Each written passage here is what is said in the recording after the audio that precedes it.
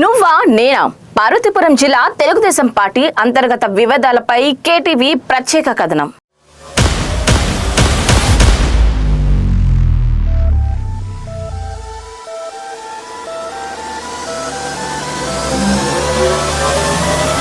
క్రమశిక్షణకు మారుపేరైన తెలుగుదేశం పార్టీలో వర్గ విభేదాలు తారాస్థాయికి చేరుతున్నాయి.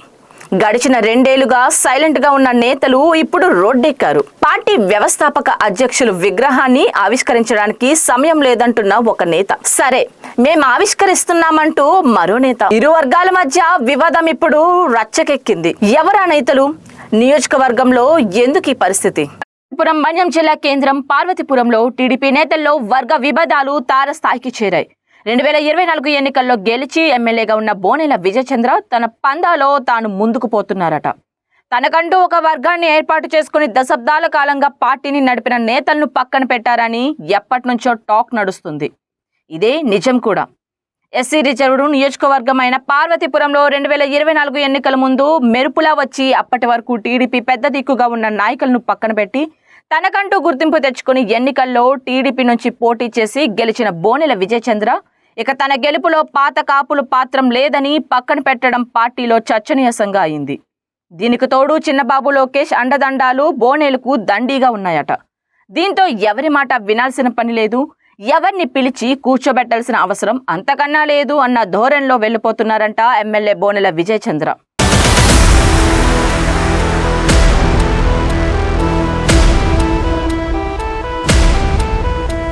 అయితే ఈ వ్యవహారం గత 2 ఏళ్లుగా సాగుతుండటంతో మాజీ ఎమ్మెల్సీ ఉమ్మడి విజయనగరం జిల్లాకు సుదీర్ఘ కాలంగా అధ్యక్ష బాధ్యతలు నిర్వర్తించిన ద్వారపురెడ్డి జగదీష్, మాజీ ఎమ్మెల్యే బొబ్బిలి చిరంజీవులు ఎమ్మెల్యే బోనెల విజయచంద్రకు క్రమంగా దూరం అయ్యి వేరే కుంపటి పెట్టుకున్నారంట.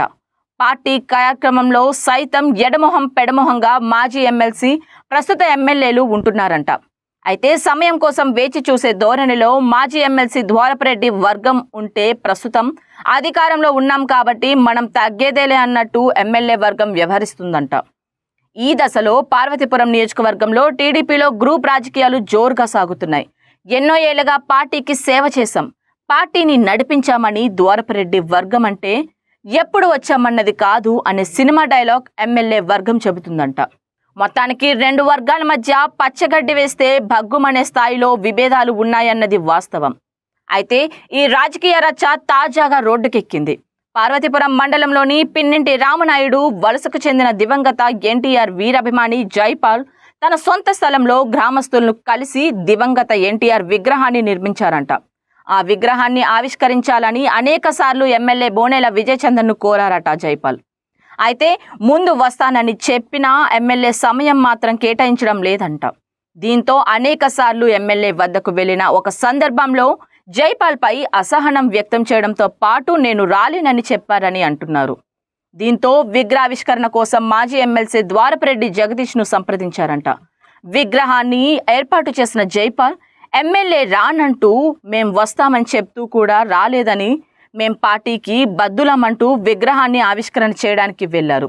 అయితే అక్కడ విగ్రహం వద్ద ఉండాల్సిన శిలాఫలకం రాత్రికి రాత్రి మాయమైందంట.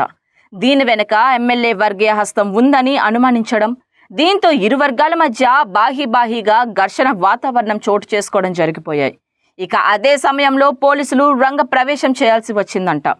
రంగంలోకి దిగిన పోలీసులు ఇరు వర్గాలను సర్ది చెప్పడంతో మొత్తానికి విగ్రహం ఆవిష్కరణకు నోచుకోకుండానే నేతలు వెనుదిరగాల్సి వచ్చిందంట.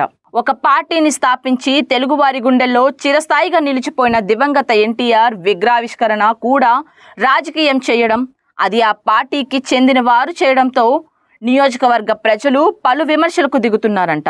మరోపక్క ఎమ్మెల్యేపై మాజీ ఎమ్మెల్సీ ద్వారపురెడ్డి జగదీష్ విరుచుకుపడుతున్నారు. ఈ వ్యవహారం ప్రస్తుతం పార్టీ పెద్దల దృష్టికి వెళ్లనున్న తరుణంలో పార్టీ పెద్దలు ఎలాంటి నిర్ణయాలు తీసుకుంటారు, రాబోయే రోజుల్లో పార్వతీపురంలో టీడీపీ పరిస్థితి ఏంటి అన్నది ఉత్కంఠంగా ఎదురు చూస్తున్న అంశం.